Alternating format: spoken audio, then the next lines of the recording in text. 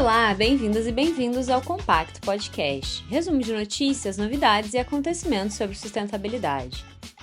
Hoje a gente vai falar um pouco sobre as negociações em Bonn e o impacto da guerra Israel e Irã nisso, e como o aquecimento global tem o potencial de comprometer seriamente alguns pontos turísticos, como Monte Everest, a Patagônia e os Alpes. Eu sou a Graziela Brum, fundadora e consultora da Compacto, uma consultoria de comunicação para empresas e organizações com foco em impacto positivo. Vocês escutam o Compacto Podcast no Spotify e no YouTube. Então, bora para a primeira notícia. Aconteceu nessa segunda quinzena de junho a Conferência de Bonn, na Alemanha, que é um espaço onde negociadores se reúnem pré-COP todos os anos para, de certa forma, adiantar o trabalho, iniciar as discussões que não vão dar conta de serem endereçadas todas no momento da COP 30, que acontece esse ano aqui no Brasil, em Belém do Pará. E é muito difícil falar desse cenário de guerra que a gente está vivendo também nas últimas semanas, né? Nessa situação entre Israel e Irã, porque qualquer assunto que não seja, pessoas perdendo vidas se torna muito pequeno. Mas a gente vê que essa escalada de conflitos, ela interferiu sim nas negociações que aconteceram em Bonn. Essas negociações elas têm um teor climático, assim como as COPs, né? Assim como a COP 30 vai ter, e ela encerrou nos últimos dias sem os avanços que eram esperados. O Cláudio Ângelo, que é coordenador de política internacional do Observatório do Clima, comentou que o clima do evento não estava bom, a geopolítica impacta diretamente as negociações, a guerra entre Irã e Israel, a posição da Alemanha defendendo Israel, tudo isso repercute nesse momento de discussões. E, além dessa interferência direta nessa disposição, nesse clima dos países em exercer a diplomacia, esses conflitos armados e essas tensões geopolíticas também trazem uma consequência para as negociações climáticas, que é a restrição de financiamento.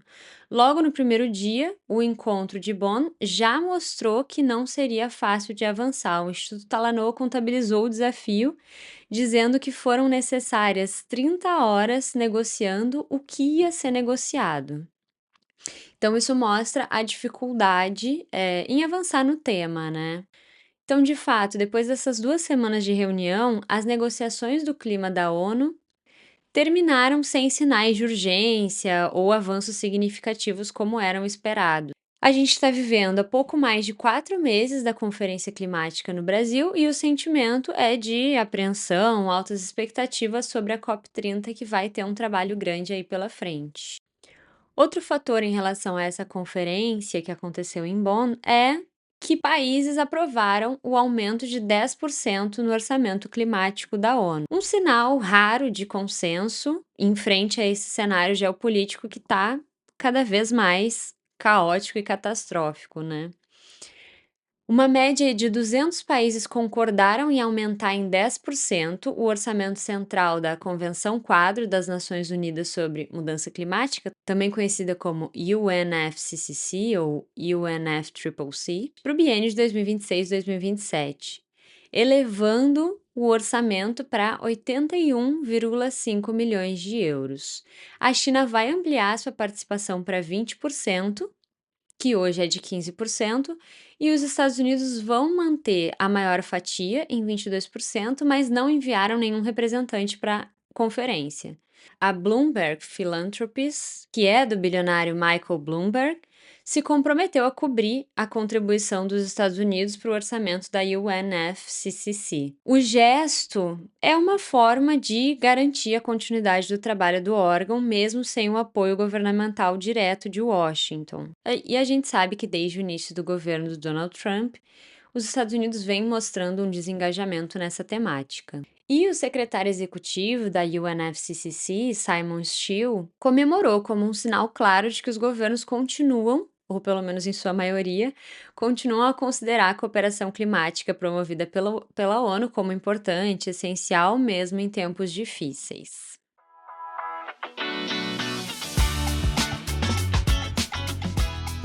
Indo para nossa próxima notícia, a gente tem como o aquecimento global tem o potencial de comprometer pontos turísticos.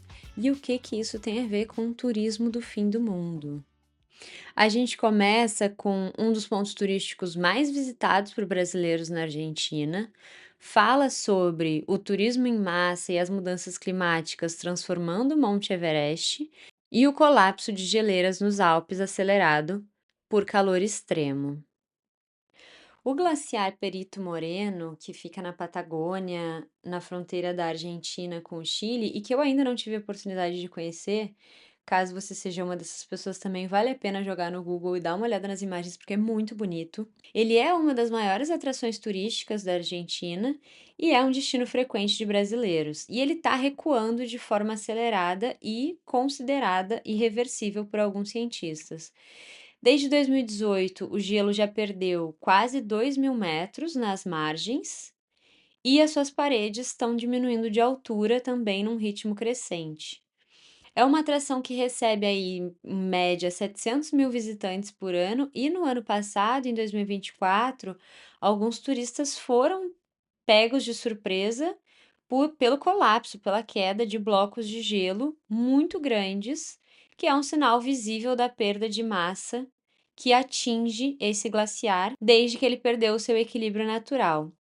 O Pedro Escavarca, que é um engenheiro geofísico e monitora essa região há mais de 30 anos, comenta que o clima está muito quente e tem mais derretimento e água na base, e isso acelera e afina o glaciar.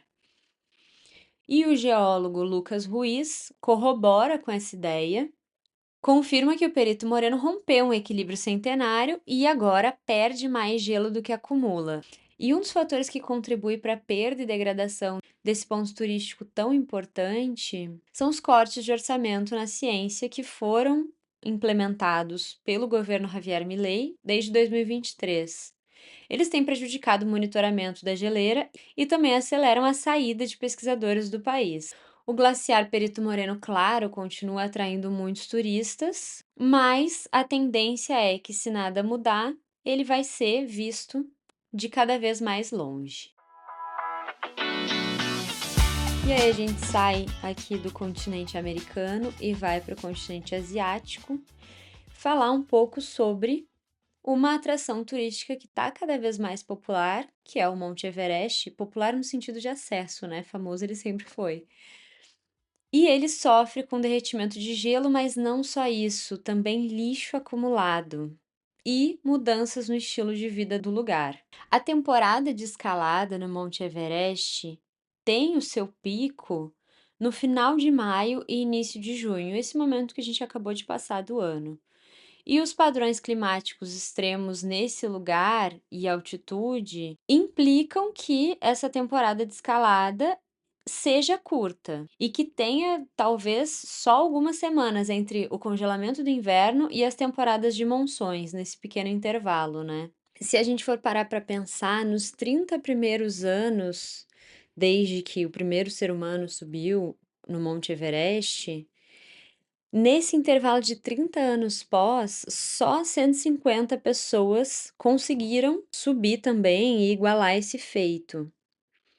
Só que desde então, óbvio, a gente observa o número de alpinistas que vem realizando esse trajeto aumentou muito. Em 2019, a gente teve um recorde de 877 pessoas que chegaram ao cume do Everest e em 2024 o número de subidas foi só um pouco menor. Rebecca Stephens, que é a primeira mulher britânica a escalar o Monte Everest em 1993, ela comenta um pouco sobre o fato de nessa época ter só uma expedição comercial que fazia esse trajeto. E isso escalonou muito nos últimos anos. As expedições comerciais se multiplicaram muito no acampamento Base Sul do Everest, que fica no Nepal, e que agora tem uma variedade gigante de instalações, incluindo cafeterias, barracas de festas. E tem uma questão também que contribui para essa obsessão em subir o Everest, que é, apesar de ser o pico mais alto do planeta Terra em relação ao nível do mar, ele não é o mais difícil de escalar. Então fica esse imaginário aí, né, de não claro que é muito difícil, né, leva muitos dias, precisa de muito preparo, e muita força também, né, para carregar tudo que se precisa nas costas, mas, enfim, não é o mais difícil. O ponto mais alto que eu já subi foi em uma altitude de 5.604, na verdade. É uma pressão muito grande no cérebro, isso dizem que depende muito da genética, tá, e do corpo. Eu até nem senti tanto, mas tem pessoas que sentem mais, mas já é nessa altitude, né, de 5.600, uma pressão muito grande no cérebro e muita falta de ar, assim. Então, o Everest que já tá aí numa escala de 8.849.000 metros, ele exige um preparo muito maior, né, não só em relação ao oxigênio, a saber respirar e a aguentar essa pressão, né, esse mal da altitude, mas ele também exige, como ele leva bastante tempo para ser realizado, ele exige também muita força para carregar tudo que precisa, né, para dormir, se alimentar, etc. E olha que interessante, uma curiosidade aqui, apesar do Monte Everest ser o pico mais alto da Terra em relação ao nível do mar, o ponto mais alto da Terra em relação ao centro dela fica aqui na América do Sul, no Equador, e é o Chimboraço. Apesar de ele ter uma altitude menor em relação ao nível do mar, claro, 6.263 metros de altitude, como a Terra é achatada nos polos, né, ele, em relação ao centro dela, é o ponto mais alto. E é lindo também, vale a pena dar uma olhada. E a gente comentou, né, sobre o fato de ter força para carregar tudo o que se precisa, né, ao longo dessa jornada, ser um fator importante, né? E isso faz com que as pessoas, muitas vezes, sem esse preparo, né, e sem essa força necessária, elas vão largando o seu lixo ao longo do trajeto, né? E esse é um dos problemas que o Everest enfrenta também. Esse excesso de lixo acumulado, deixado por turistas e alpinistas que vão largando o seu peso ao longo do caminho. E as geleiras dos Alpes estão enfrentando também uma fase de derretimento acelerado. O calor extremo que esse verão europeu está passando, combinado também com o baixo acúmulo de neve que aconteceu durante o último inverno, pode representar o ponto final para algumas formações glaciais dessa região. Em maio, que é um momento que antecede, inclusive, o início oficial do verão na Europa, alguns trechos inteiros de geleiras nos Alpes austríacos já estavam completamente sem cobertura de neve, algo que é inédito desde o início dos registros em 1952. A gente vê que hoje, cada dia adicional de exposição ao sol derrete uma média aí de 10 centímetros de gelo. Um episódio simbólico dessa crise aconteceu no início de junho, quando o colapso, a queda da geleira Birch na Suíça, vamos considerar que Birch se fala assim, já que na Suíça se fala alemão, destruiu parte do vilarejo de Blatten. O caso mostrou o avanço da emergência climática nessa região dos Alpes, uma região que já perdeu mais massa glacial do que qualquer outra do planeta. E muitos desses impactos sobre as geleiras da Áustria são irreversíveis. Essas geleiras do leste alpino, segundo especialistas, estão condenadas a desaparecer. No curto prazo, o derretimento acelerado pode provocar deslizamentos de rocha, enchentes, colapsos de gelo, e tem uma expectativa triste dos glaciologistas de que o verão de 2025 registre um derretimento recorde nos Alpes Orientais, um processo do qual muitas geleiras talvez nunca se recuperem. Então, se vocês quiserem conhecer esses destinos, Alpes, Perito Moreno, Monte Everest, vão logo, brincadeira. Inclusive isso tem uma expressão, assim, um conceito que é o turismo do fim do mundo. Como essas mudanças climáticas, né, vão aumentando a procura por esses destinos que correm o risco de aparecer.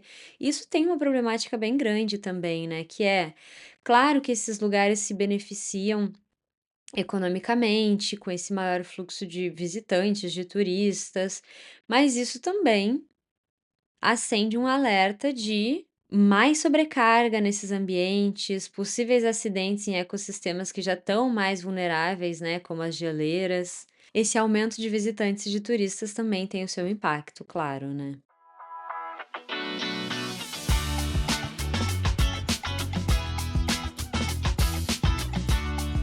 Hoje a gente viu sobre como encerraram as negociações em Bonn e o impacto da guerra Israel-Irã nessa conferência, e como o aquecimento global tem o potencial e já está comprometendo pontos turísticos como Monte Everest, Patagônia e Alpes.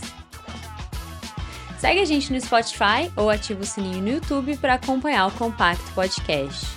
E vocês encontram a Compacto no LinkedIn, no Instagram @compactoci e no compactoci.com.